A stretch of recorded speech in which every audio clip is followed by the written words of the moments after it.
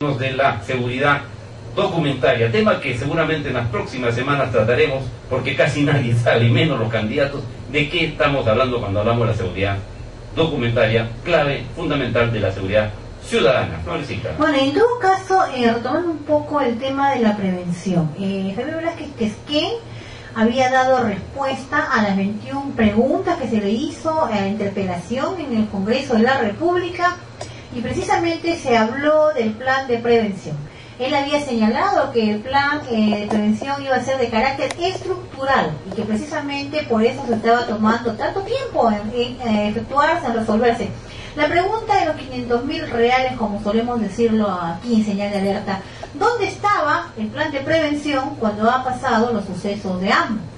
Pueden decir que de pronto son fenómenos naturales, que no se podían controlar, pero tenía que haber un plan ya de contingencia, un plan de apoyo a esa población, que sin embargo en los feriados no se había hecho extensivo hasta altas horas de la noche, cuando recién ha hecho su acto de presencia Javier Velázquez Quesquén, con denuncias posteriores de los mismos habitantes de la zona, quienes han señalado de que todo se hizo mientras se llegó o la comitiva de Javier Velázquez Quesquén. Una vez que él se retiró, los trabajos quedaron y ya no se siguió buscando más desaparecidos en esta zona tan convulsionada como ha sido pues AMLO en los las últimas fiestas. O sea, mientras estuvo Velázquez Quesquén, se hizo y se avanzó en los trabajos. El día domingo se dejó los trabajos de lado porque era el día domingo y porque ya no había quien supervise el trabajo.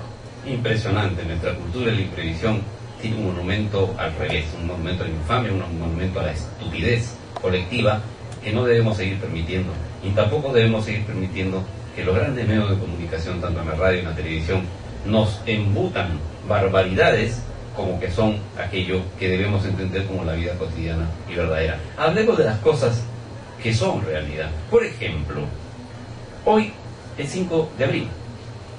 Y nadie en el Perú, nadie ha recordado que un 5 de abril de 1879 fue el día en que Chile declaró la guerra al Perú e inició la guerra de rapiña hasta 1883.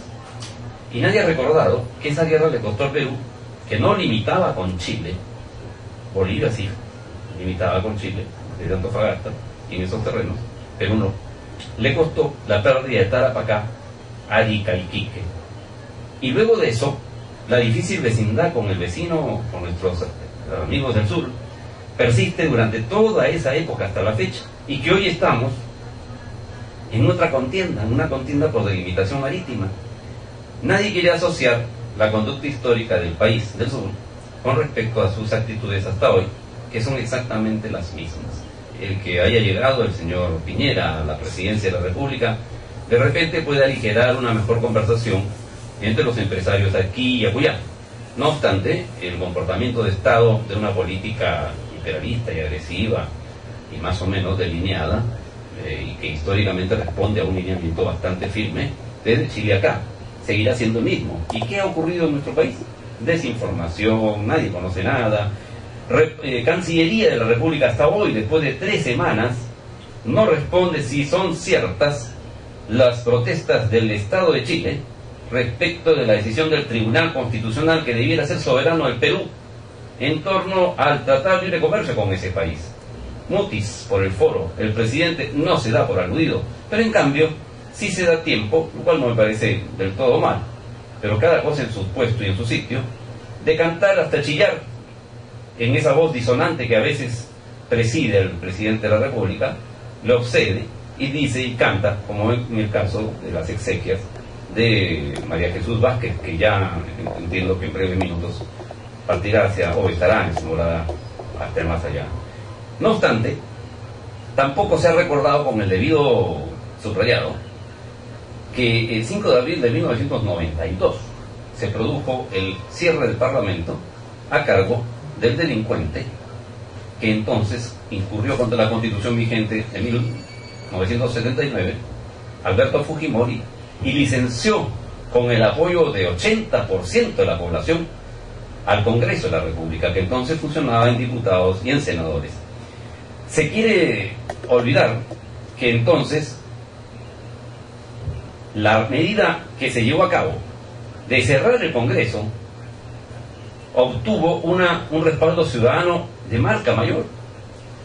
Hoy en día los tiempos han cambiado y es cierto, ya no estamos en 1992, estamos en el 2010, pero las marcas de performance, de tragedia y de poca producción irresponsable que tiene el Congreso sigue peor que antes. Ya está con nosotros un ilustre invitado, amigo personal y hombre militante y convicto de su fe, que llega de Arequipa a una serie de compromisos en la capital y que es de profesión oculista, pero es un libre pensador. Me refiero al doctor Héctor Guillén Tamayo, a quien le damos la cordial bienvenida, y vamos a entrar de frente en una ráfaga hoy de preguntas y de cuestionamientos, porque vea usted, doctor Guillén, ayer se produjo algo insólito. El presidente de todos los peruanos acabó en una misa y a convocatoria del señor cardenal del Opus Dei, perdón, el cardenal Cipriani, ¿no es cierto?, vivando al Papa Benedicto. ¿Es eso lícito en un presidente? ¿Es eso lícito en un señor que convoca o debe convocar y presidir a la ciudadanía? ¿O no es una muestra de sectarismo absurdo? Porque entonces me pregunto, los que no somos católicos, ¿por qué tendrían que vivar a quien no tiene que ser vivado? Bienvenido, Héctor, a Señal de Alerta. Muchísimas gracias, Herbert, por esta invitación. Mucho gusto. Sí, me llamó mucho la atención esta intervención del presidente, porque se supone pues que es el presidente de todos los peruanos, ¿no? Y aquí hay una diversidad de credos y también de gente que no es creyente y no puede tomar partido por una religión en especial. Creo que debería informarse un poquito más de lo que significa lo que ha pasado en estos últimos días, en estos últimos eventos con Benedicto XVI, porque esto no es reciente. Esta situación, este involucramiento de la Iglesia Católica en los problemas de la pederastía clerical viene de muy, por lo menos unos 50 años atrás, ya registrado esto en documentos, en libros, en publicaciones, en DVDs, en documentales que ha pasado la BBC de Londres, la televisión española.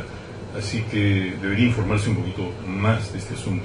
Podemos conversar de eso, ¿no? Bueno, hay una pregunta que me suscita o me permite solicitarte algunas reflexiones que estoy seguro que el público entenderá en su real concepción.